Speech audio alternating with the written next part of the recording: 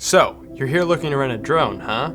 That beautiful aerial perspective that just reeks production value. Well, we don't rent them here, because this happens.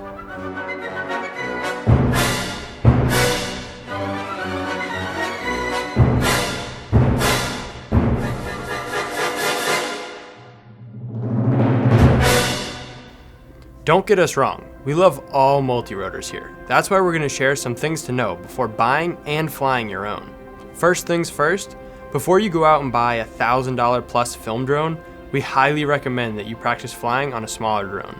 Something like the Blade Nano QX or the Syma X5C.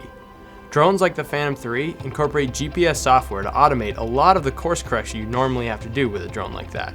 But there's a high likelihood you're going to lose GPS signal at some point, so you should know how to fly in full manual mode. It's also a lot cheaper to crash $50 than $1,500. Second, please be safe around people.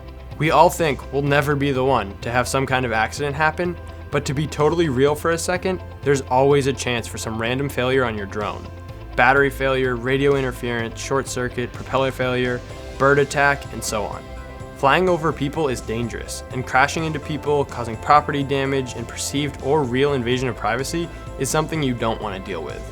Drones are awesome, but it's never worth someone getting hurt.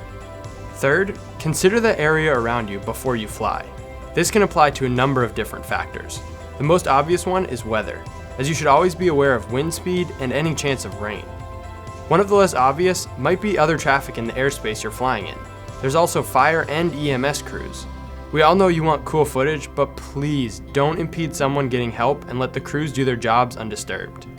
Also, a big no-no, keep your flights away from airports. If a light and fluffy seagull can take ruin to a passenger jet's day, you don't want to be responsible if your Phantom tries to become part of a jet engine. Last but not least, stay up to date on the FAA regulations. The legalities of small unmanned aerial vehicles are changing more rapidly than we could possibly speak to in this video.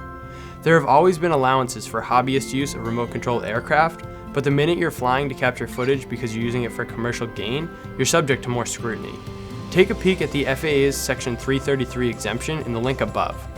It's also up to you to know the laws and follow them. For the latest information, keep up the FAA's website, FAA.Gov.